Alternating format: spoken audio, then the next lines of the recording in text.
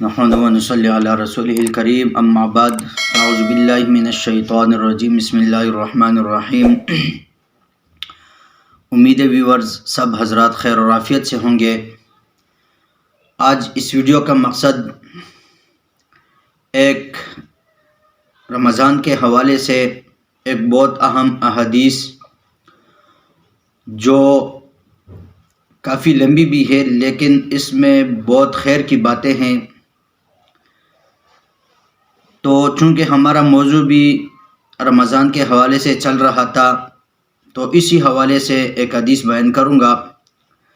حضرت سلمان فارسی رضی اللہ تعالیٰ عنہ کہتے ہیں کہ رسول کریم صلی اللہ علیہ وسلم نے ایک مرتبہ رمضان کے قریب یعنی رمضان کے نزدیک ہم سب کو جمع کیا اور وعظ فرمایا، اور فرماتے ہیں کہ اللہ کے حبیب صلی اللہ علیہ وسلم نے فرمایا کہ تمہارے اوپر ایک ایسا مہینہ آنے والا ہے جس میں جو بہت بڑا مہینہ ہے، بہت مبارک مہینہ ہے، اس میں ایک رات ہے جو 1000 مہینوں سے بہتر ہے، یعنی اس میں ایک رات ایسی رکھی گئی ہے جو 1000 مہینوں کی عبادت سے بھی بہتر ہے، اور اللہ تعالیٰ نے اس کے روزے فرض فرمائے ہیں، روزہ فرض فرمائے اور اس کے رات کے قیام کو ثواب کا چیز بنایا ہے۔ اور جو شخص اس مہینے میں کوئی نیکی کرے گا تو اللہ رب العزت کہ ہاں اس کے فرض کے مطابق، یعنی جیسے عام دنوں میں فرض ادا کرے، اور جو شخص اس مہینے میں فرض ادا کرتا ہے تو وہ ایسا ہے جیسے عام دنوں میں 70 فرض بیان فرماتے ہیں، ادا فرماتے ہیں، اور فرماتے ہیں کہ یہ صبر کا مہینہ ہے، صبر کا مہینہ ہے، اور صبر کا بدلہ جنت ہے، اور یہ غمخواری کا مہینہ ہے۔ اللہ کے حبیب صلی اللہ علیہ وسلم فرماتے ہیں کہ یہ غمخواری کا مہینہ ہے، اور اس مہینے میں مومن کا رزق بڑھا دیا جاتا ہے، اور جو شخص کسی دوسرے کو افطار کراتا ہے، یعنی کسی کو افطاری کی دعوت دیتا ہے یا افطار کراتا ہے، تو اس کو بھی ثواب ملتا ہے، اور یہ خلاصی کا یعنی جہنم سے خلاصی کا سبب ہوگا۔ یعنی روزہ دار کو افطار کرائے گا تو صحابہ نے عرض کیا کہ یا رسول اللہ، ہم میں سے تو بعض کے پاس اتنی استطاعت نہیں ہے کہ وہ کسی کو افطار کرائے، تو اللہ کے حبیب صلی اللہ علیہ وسلم نے فرمایا کہ اس سے ضروری یہ نہیں ہے کہ آپ کسی کو پیٹ بھر کر دے دے، بس آپ صرف ایک کھجور بھی دے دے، آپ اس کو لسی پلا دے، آپ اس کو پانی دے دے، یعنی کسی بھی چیز سے آج آپ روزہ افطار کروا دے تو اس کا ثواب آپ کو ملے گا۔ اور ثواب بھی یعنی جس نے افطار کرائے نا، اس کے ثواب سے کمی نہیں ہوگی، دونوں کو ثواب ملے گا۔ اور اسی طرح اس کا اول حصہ جو ہے وہ رحمت ہے، درمیانی حصہ مغفرت ہے، اور آخری حصہ آگ سے خلاصی ہے۔ جو شخص اس مہینے میں ہلکا کر دے یعنی اپنے غلام اور خادم کی بوجھ کو، تو اللہ تعالیٰ اس کی مغفرت فرماتے ہیں، اللہ رب العزت اس کی مغفرت فرماتے ہیں۔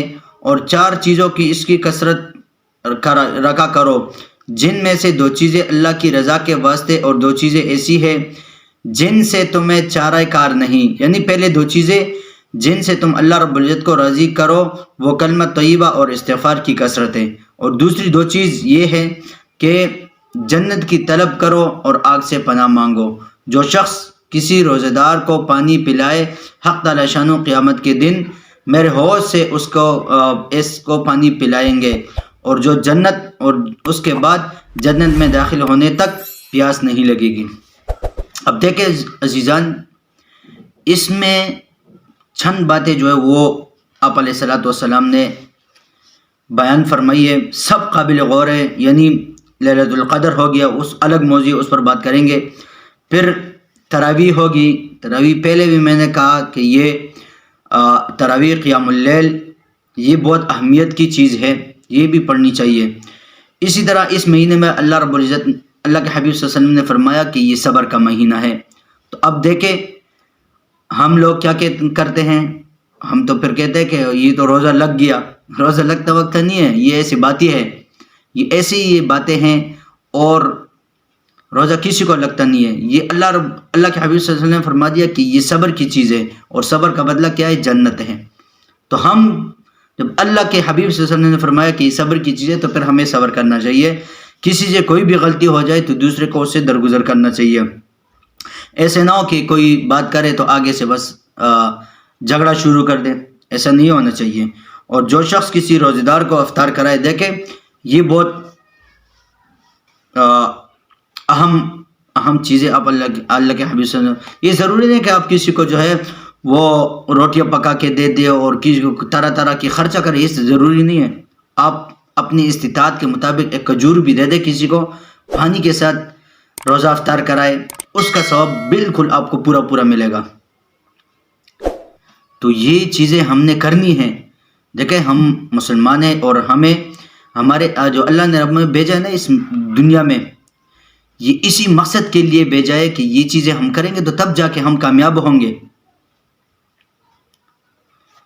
تو یہ چیزیں ہمیں کرنی ہے. اپنے پڑوسی کو بھی خیال کرنا ہے، اور اپنے اسی طرح ہمارے جو اہل و عیال ہے ان کا بھی خیال کرنا ہے، اور ایک دوسرے کے ساتھ جو ہے وہ نرمی والا معاملہ کرنا ہے. اسی طرح اللہ کے حبیب صلی اللہ علیہ وسلم نے آگے فرمایا کہ یہ اپنے غلاموں کے ساتھ، یعنی غلام یعنی اگر کسی کے ماتحت کچھ لوگ ہیں تو ان پر نرمی کرنی چاہیے، ان پر سختی نہیں کرنی چاہیے. جو چیز خود کھاتا ہے ان کو بھی خود کھلائے، جو خود پہن رہے ان کو بھی پہنائے. یہ نہیں ہے کہ آپ کو کچھ اور کھا رہے اور ان کو جو ہے وہ جو روٹی بچی وہ دے دی، نہیں، یہ چیزیں نہیں. بالکل ان کو ایسے ہی دینا جیسے کہ خود کھا رہے، اور اپنے ساتھ دسترخوان پر بٹھا کر ان کو کھلائے. تو یہ بہت